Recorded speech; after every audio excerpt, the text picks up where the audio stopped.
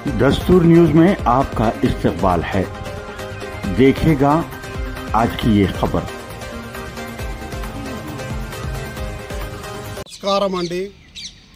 గౌరవనీయులైన తెలంగాణ రాష్ట్ర ముఖ్యమంత్రి శ్రీ రేవంత్ రెడ్డి గారికి, Telangana director general of police Hyderabad గారికి, అడిషనల్ డీజీపీ గారికి, DIG madam home guard welfare madam గారికి కూడా నా యొక్క విజ్ఞప్తి, నా పేరు మొహమ్మద్ ముజాహిద్ హుసేన్, తెలంగాణ ప్రభుత్వ ఉద్యోగుల gazetted, non gazetted, teachers, pensioners, కార్మికుల జాయింట్ యాక్షన్ కమిటీ రాష్ట్ర కార్యదర్శి మొహమ్మద్ ముజాహిద్ हुसैन।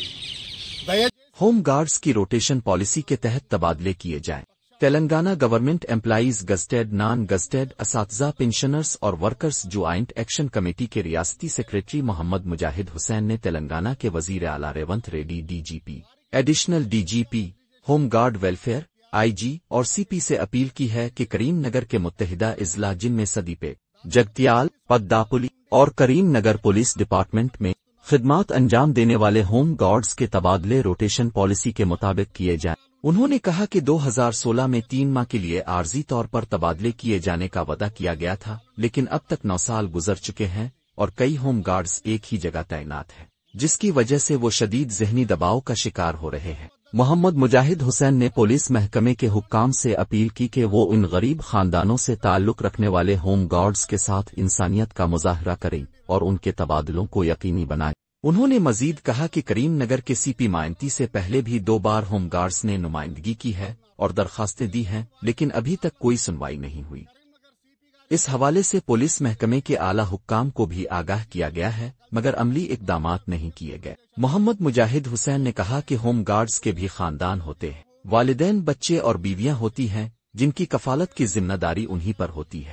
इसलिए हुकूमत और पुलिस महकमे को चाहिए कि वो उनके खानदानों के मसाइल को मद्देनजर रखते हुए फौरी तौर पर उनके तबादले अमल में लाएं और उनके साथ इंसाफ करें। చేసి మిమ్మల్ని నేను విజ్ఞప్తి చేస్తున్నాను, హోంగార్డుల పక్షాన, హోంగార్డులు కరీంనగర్ ఉమ్మడి జిల్లాలో పనిచేస్తున్న హోంగార్డులను 2016 సంవత్సరంలో 3 నెలల కొరకు అని వారికి తాత్కాలికంగా బదిలీ చేశారు। సిరిసిల్ల, జగిత్యాల్, పెద్దపల్లి అటు బదిలీ చేశారు। కానీ చాలామంది దాదాపు 9 సంవత్సరాల నుండి ఒకటే ప్రాంతంలో పనిచేస్తున్నారు ఈ హోంగార్డులు। వారికి ఇచ్చే జీతం కూడా చాలా తక్కువ, వారి కుటుంబ భారాలు ఉన్నాయి, వాళ్ళ పిల్లలు స్టడీ చేస్తున్నారు కరీంనగర్లో, తల్లిదండ్రులు ఉన్నారు, ఓల్డేజ్, వాళ్ళను చూసుకోవడానికి కూడా వాళ్ళకు ఇబ్బంది అవుతుంది। కానీ వాస్తవానికి ఉద్యోగులకు కానీ ఎవరికైనా కానీ రొటేషన్ పద్ధతిలో బదిలీలు అయితే పెట్టాలి।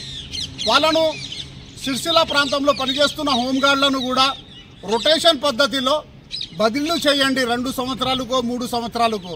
కానీ ఒకటే ప్రాంతంలో 9 సంవత్సరాల నుండి వాళ్ళు అక్కడ పనిచేస్తున్నారు, మానసికంగా కుమిలిపోతున్నారు।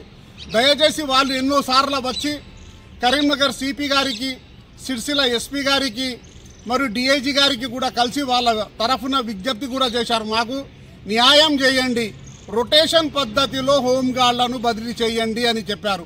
3 నెలలకు తాత్కాలికంగా అని చెప్పి వారికి పంపించి దాదాపు 9 సంవత్సరాల నుండి వాళ్ళు అదే ప్రాంతంలో పనిచేస్తున్నారు। వాళ్లకు ఏదైనా లీవ్ పెట్టుకునైనా వద్దామా అని అనుకుంటే కూడా చాలా ఇబ్బంది అవుతుంది। ఇంకోటి వాళ్ళ భార్య పిల్లలు కూడా, వాళ్ళ పిల్లలు చదువుతున్నారు కరీంనగర్లో। మాకు కూడా కరీంనగర్లో కానీ ఇతర ప్రాంతాలలో పనిచేస్తున్న వారికి ఎలా వాళ్ళు ప్రాంతంలో లోకల్లోనే పనిచేస్తున్నారు, మాకు కూడా రొటేషన్ పద్ధతిలో అటు నుంచి ఇటు, ఇటు నుంచి అటు బదిలీ చేయండి అని కూడా వాళ్ళు కోరుకోవటం జరుగుతుంది। కనుక వాస్తవానికి న్యాయమైన కోరిక, వాళ్ళు కూడా చాలా చిన్న స్థాయి ఉద్యోగులు, వారి సమస్యలు కూడా పరిష్కరించవలసిన బాధ్యత పోలీస్ శాఖపై ఉంటుంది। ఎందుకంటే వాళ్ళ పిల్లలు చదివేటప్పుడు వాళ్లకు ఫీజులు కట్టాలి, ఓల్డేజ్ తల్లిదండ్రులను చూసుకోవడానికి హాస్పిటల్కు వెళ్ళడానికి కూడా అతను ఉండాలి। కనుక వాళ్ళు కూడా ఇబ్బంది పడుతున్నారు, మాకు కూడా కొంచెం ప్రాధాన్యత ఇవ్వండి।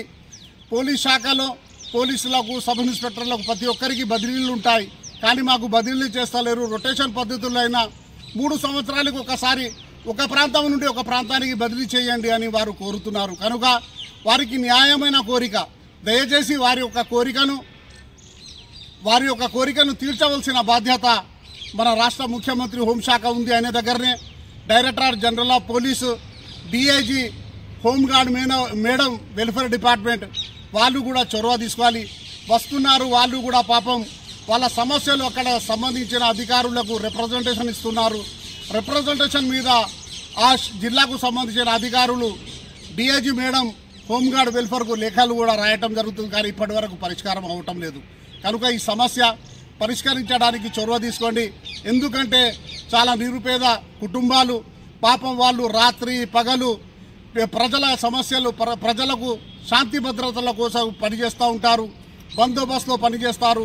దేవాదాయ శాఖలు ఎక్కడైనా జాతరలు అయితే బందోబస్తు చేస్తారు. దర్గాల దగ్గర ఏదైనా ఉరుసులు అయితే బందోబస్తు చేస్తారు. ఏదైనా ఎగ్జామినేషన్స్ అయితే కూడా అక్కడ బందోబస్తు చేస్తారు. ఇలాంటి వారి సమస్య కూడా పరిష్కరించవలసిన బాధ్యత ఉంటుంది. उन्होंने वजीर आला Revanth Reddy, DGP, additional DGP, IG, home guard welfare, CP और सुपरिंटेंडेंट से दरखास्त की कि वो इस मामले को फौरी तौर पर हल करें और होमगार्ड्स को उनका हक दिलवाएं।